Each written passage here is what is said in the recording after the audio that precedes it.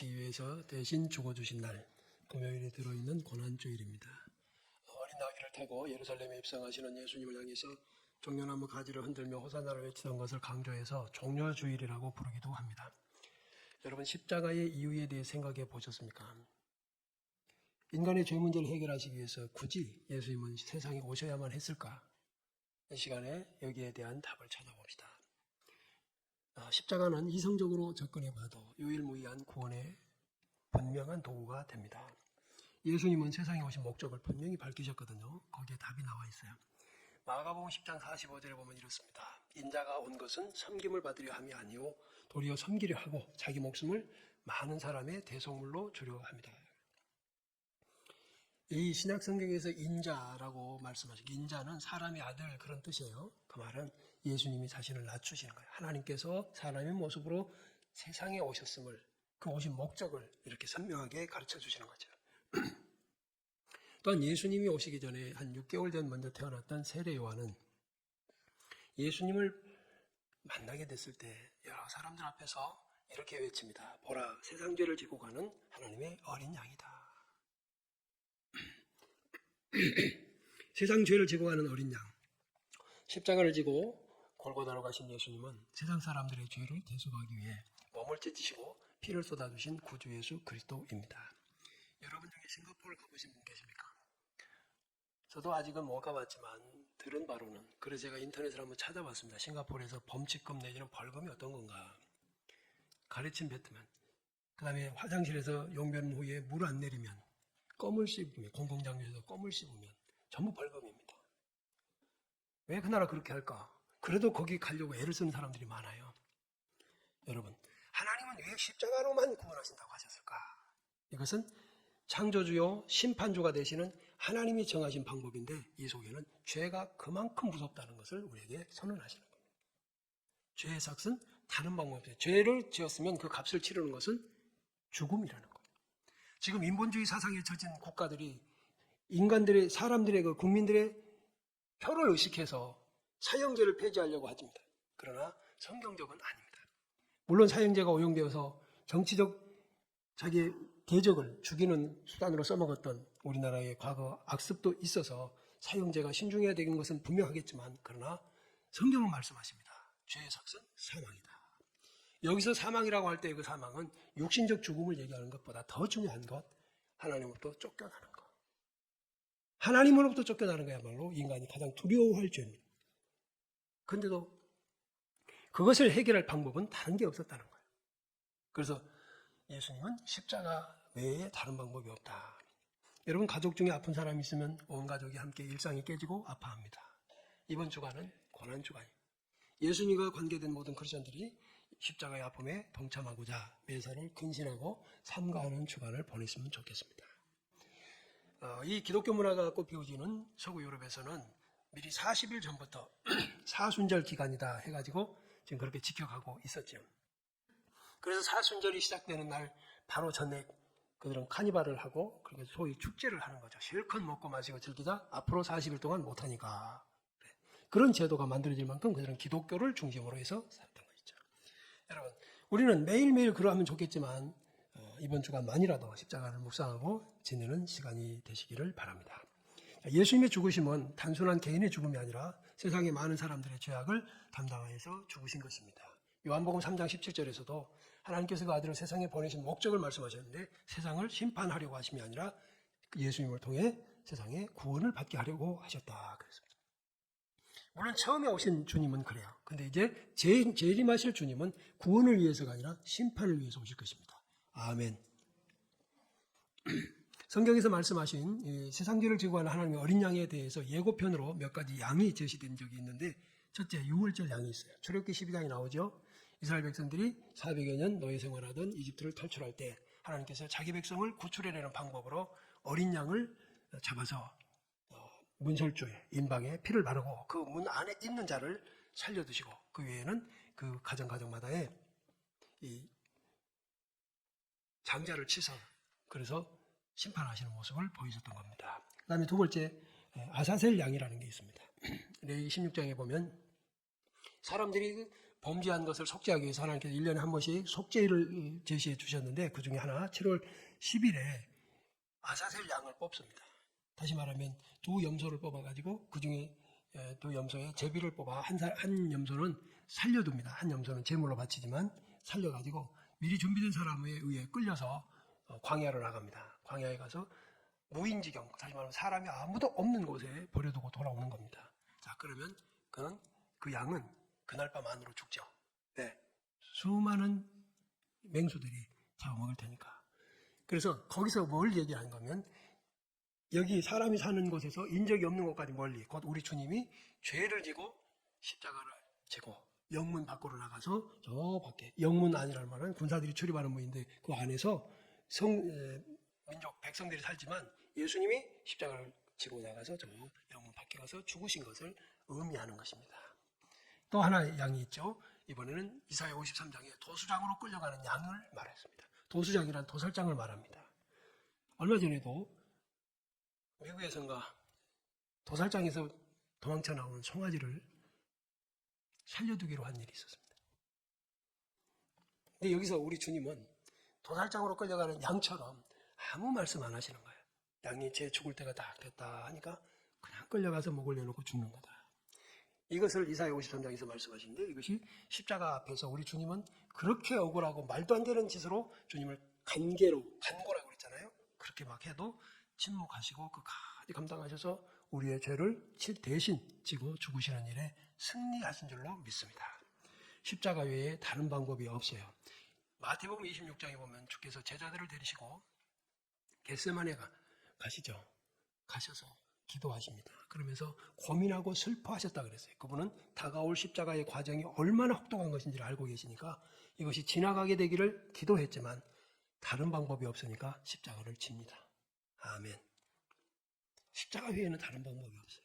하나님은 전지전능하신 분인데 왜 다른 방법을 찾지 않으셨을까? 이것은 아까도 말씀드린 것처럼 죄가 그만큼 혹독하다는 거예요. 우리는 죄를 쉽게 여기지만 죄를 쉽게 여긴다는 것은 마귀가 멸망시키려고 죄를 쉽게 여기게 만드는 겁니다. 아멘. 깨달으셔야 돼요.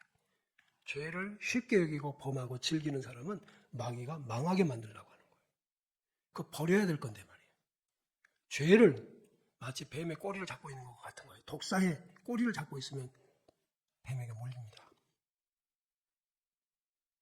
세상에 존재하는 모든 종교, 대표적으로 불교와 힌두교, 이슬람교가 있는데 또한 유사 종교들이 있죠. 마르크스주의를 비롯해서 사상들, 우리나라로 말하면 공자사상, 맹자사상. 이런 속에서는 보면 사람의 가능성을 강조합니다. 사람이 가능성이 있다. 인류 문명에 대해서 낙관론을 펼칩니다. 인간이 스스로를 구원할 수 있다고 가르칩니다. 기분 좋지요. 나도 인간인데. 그렇잖아요. 우리가 들으면 뭔가가 될 것 같잖아요. 그래서 스스로 종교심을 발휘하고 걷기와 수양을 하면서 선한 행위와 업적을 많이 쌓으면 구원할 수 있다고 주장을 하는 거예요. 그래서 인간의 힘으로 낙원, 소위 유토피아를 건설할 수 있다고 오도하는 겁니다. 뿐만 아니라 문명에 대한 이렇게 낙관론을 펼치는 자들은 인류가 스스로 잘 개발하면 언젠가는 전쟁이 없는 시대가 오고 평화로운 유토피아를 건설할 수 있을 거다라고 가르쳐요. 그게 바로 여러분 19세기, 17, 8 이렇게 하면서 여러분 우리 학교에서 배웠던 계몽주의, 낙관론자들이 이 인본주의를 펼쳐가던 그런 때였어요. 그래서 그때 수많은 사람들이 듣기 좋다 해서 종교적인 것에서 벗어나서 이제는 하나님을 밀어내고 이성과 과학을 의존하기 시작했습니다. 그런데 말입니다. 그 후로 일어난 일이 뭐죠? 바로 세계 제1차 대전과 제2차 대전이 몇십 년 차이로 계속 일어났습니다. 최고도로 발달한 과학기술은 인간을 최대로 파멸하는 무기를 생산했습니다. 기억하십시오. 최고로 발달한 과학기술이 인간을 최대로 행복하게 사는 데 쓰인 게 아니라 인간을 죽이는 일에 썼다는 말이에요. 잔인하게 사려가는 결과를 가져왔어요. 인간의 가능성에 대한 기대와 낙관론은 세상을 잿더미로 만들어버린 거예요. 자기들이 살아가야 할 터전을 망가뜨려버린 게 인본주의자들이 말했던 낙관론의 결론입니다. 인류 역사에서 일찍이 보지 못했던 최악의 사륙이 바로 인본주의자들의 기대 속에서 허무하게 그 실상을 드러내게 된 겁니다. 하나님은 천지를 창조하시고 죽은 자를 살리시는 전능자지만 인간의 죄를 해결하는 데는 십자가 외에 다른 방법이 없다는 것을 말씀하시는 거예요. 십자가 사건은요, 묵상해 보십시오. 우리가 이해할 수 없는 부분들이 많습니다. 우리 주님께는 좁은 길이 아니라 얼마든지 넓은 길들이 열려 있습니다. 그분은 이 세상에서 배고플 일이 없는 능력자 아닙니까? 돌로 떡도 만들어 먹을 수 있는 분이시잖아요. 배만 고프다면 자신뿐 아니라 자기를 따르는 이들에게도 얼마든지 그렇게 하실 수 있는 분. 또한 정치적이고 종교적인 지도자로서도 얼마든지 인기와 명예를 누릴 수 있는 분. 심지어 자기를 박해하고 대적하는 자들을 하늘의 천군 천사 동원해서 없애버릴 수 있는 분. 그럼에도 불구하고 그분은 십자가 길을 갔습니다. 세상에서 가장 좁고 험하고 쓰라린 십자가의 길을 간 겁니다. 심지어는 죽음 앞에서까지도 자기를 구원하지 않는 그 모습은 바보요 무능력자로 오인되기까지 했습니다. 제가 남은 구원하였을 때 자기는 구원할 수 없다 하면서 조롱한 겁니다. 주님의 이러한 모습은 이성적으로 아까 그런 인본주의자의 시각으로는 도무지 이해가 안 되는 거예요. 이것은 다시 한번 우리가 죄에 대해서 어떻게 생각해야 할 것인가. 죄는 용서받는 길이 없다. 다른 방법이 없어. 죄값을 치러야 돼. 아멘. 죄는 죄값을 치러야 돼요. 용서받는 길이 없어요. 달리. 그 죄값을 예수님이 치러주셨기에 우리는 이렇게 감히 창조주요 심판주이신 하나님을 아버지라고 부르게 된 줄로 믿으시기 바랍니다. 요한복음 3장 17절에서 주님은 베데스다의 환자를 고치시고, 요한복음 5장에서 그러시대.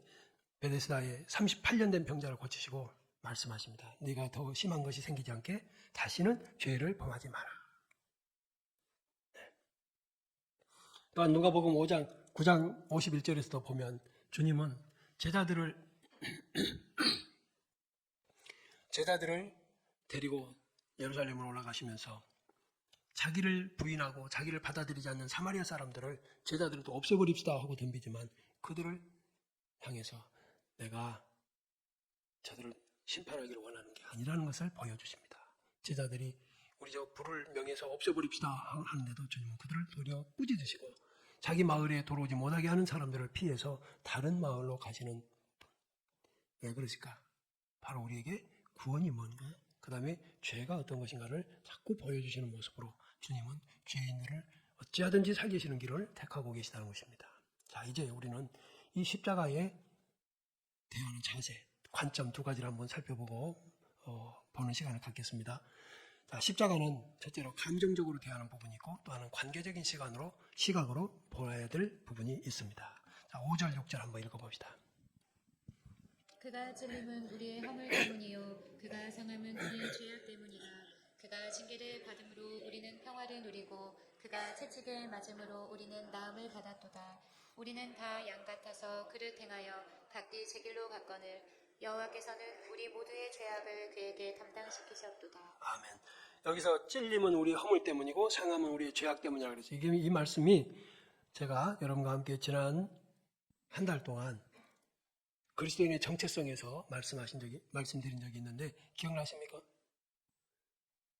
에베소 1장 4절에서 창세전에 우리를 택하셔서 어쩐다고 그랬죠? 거룩하고 흠이 없게 하시라고. 자, 여기 있습니다. 예수님이 찔림은 우리의 허물 때문에, 그가 상함은 우리의 죄악 때문이라고 하죠. 이게 약속이 이루어진 것입니다. 본문에는 우리의라는 표현이 자꾸 언급이 됩니다. 이는 그리스도의 고난이 분명히 대속적인 죽음이라는 것을 밝히시는 거죠.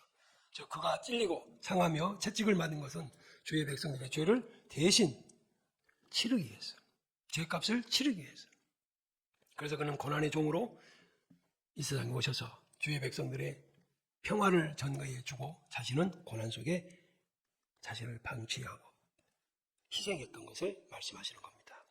이 본문 속에서 우리 주님의 대속의 고통을 7가지로 의미를 이렇게 밝혀주셨는데 한번 봐요. 첫째, 그는 우리의 슬픔을 담당하셨다. 두 번째, 간고를 많이 겪으셨다. 세 번째, 그의 상함은 우리의 죄악을 인함이고 찔림은 허물을 인합니다. 그 다음에 징계를 받음으로 우리가 평화를 누리게 됐다. 징벌을 받음으로 우리가 치유하게 되었다. 나음을 입었단 말씀입니다. 그 다음에 내 백성의 허물을 인합니다고 8절에 말씀을 합니다. 이 상은 우리하고 직접 관계된 것이라고 한다면 다음에 몇 가지는 하나님께서 의도하신 것이 있는데 거기 보면 우리 무리의 죄악을 여호와께서 그에게 전가시키셨다고 말씀해요. 죄악의 전가입니다. 그 내게 있는 죄가 예수님께로 간 거예요. 믿으시기 바랍니다. 이게 하나님의 방법이라니까요. 싱가포르에 가면은 껌 씹어도 안 된다는 것은 그 나라가 써놓은 방법인 것처럼 우리 하나님의 방법은 죄를 용서하시는 방법. 이것은 용서가 죄는 반드시 죄값을 치러야 되는데 그 죄값을 치르려고 보니까 우리에게 있는 죄가 누구에게 가 있다고요? 예수님에게. 그래서 예수님이 그 죄를 지고 심판을 당하신다 하는 말씀이에요. 그 6절 한번 읽어봅시다. 우리는 다 양 같아서 그를 행하여 이 제 길로 갔거늘 여호와께서는 우리 모두의 죄악을 그에게 담당시키셨도다. 아멘. 십자가의 가장 두드러진 이유는 먼저 인류의 모든 죄악을 그리스도에게 담당시키는 죄악의 전가예요. 죄악의 전가. 밥은 내가 먹었는데 밥값은 다른 사람이 내주는 것 같이 한번 생각해봐요. 죄를 내가 지었는데 다른 사람이 대신 그 죄값을 치르는 거. 우리 주님이 하신 것이다.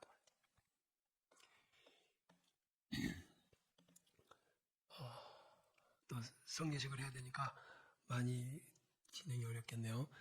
자, 그럼 정리를 빨리 해보겠습니다. 우리 성도는 주님께서 이렇게 주신 죄악의 십자가의 그 값을 통해서 이제는 죄인이 아니라 의인이 되었다는 것이 하나님의 선포입니다. 우리가 여전히 죄를 짓고 있는데도 의인으로 인정을 해요. 왜요? 그 의인이라는 것은 하나님께 가는 걸 말합니다. 그러면 우리가 죄를 즐기고 있다? 여러분, 죄 지어보세요. 하나님이 아버지가 되셔서 그 자녀를 버릇을 고쳐놔요. 죄 못 짓게. 심각한 고난과 방해가 있어요. 한번 혹독하게 죄를 치르고 나면 죄값을 벌을 받고 나면 다시는 죄를 안 지려고 해요. 이게 하나님이 자기 백성을 다루시는 방법이에요. 죽이지는 않아. 하나님께로부터 쫓겨내지는 않아요. 아까 제가 사망은 하나님께 쫓겨나는 거라고 그랬어요. 쫓겨내지는 않아. 그런데 이 땅에서 죄를 다시는 짓고 싶지 않을 만큼의 혹독한 징벌이 있어요. 그게 하나님의 자녀들이 겪는 겁니다. 그건 사랑하는 방법이죠. 하나님의 사랑의 맵니다. 우리 남은 생을 주님이 십자가 지고 가신 것처럼 우리들도 그 뒤를 따라가는 겁니다. 서툴지만은 믿음의 길을 가고 가다가 쓰러지면 손 내밀어서 주를 부르고 또 사랑하는 형제와 자매들이 함께 격려하고 기도해 주면서 주님의 자취를 따라 골고다까지 가는 것. 이것이 십자가의 의미고 우리에게 주어진 십자가 길을 따라가는 모습입니다. 형제와 자매 여러분, 주님이 많은 고난을 당하시면서 우리에게 본이 되어 주신 게 있어요. 우리도 고난 당할 때는 이래야 된다라는 게 베드로전서 2장 20절 이하에 있는데요. 거기 보면 욕을 당하시되 맞대어 욕하지 아니하셨다 그랬어요. 예수 믿는 사람들이 욕을 당해요. 그때 맞대어서 반응하지 않는다. 또 고난을 당하시되 위협하지 않았다. 그러면 그건 바보 멍청한가? 왜 그런가? 아니에요. 우리는 속에 계산이 있습니다. 왜냐하면 내가 심판하는 게 아니라 오직 공의로 심판하시는 주님께, 우리 하나님께 부탁하는 거예요. 주님 아시죠? 제가 이렇게 믿는다는 것 때문에, 정직하다는 것 때문에, 참되고 진실하다는 것 때문에 이렇게 억울한 일을 당합니다. 예수 믿는 믿음 때문에 이럽니다. 주님이 아시죠? 갚으십시오 하고 기도하면 됩니다. 이제 우리 주님의 방식대로 살아가면서 성도들이 죄악 앞에서 용기가 나시기를 바라고 더욱 정결하게 사시는 일에 승리하시기를 축복해 드립니다. 자, 그럼 이어서 성례